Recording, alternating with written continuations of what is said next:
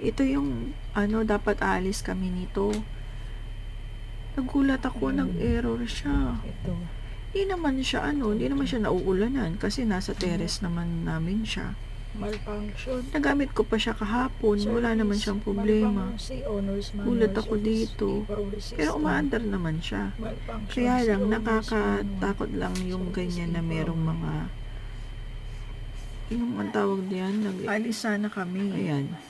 Kaya lang, bigla siya nag-error na ganun. Kaya, tanong pala pag electric yung car. Kinontak ko yung dealer, ang sabi, meron daw silang, pupunta daw sila dito para sa, meron daw silang service, car in service.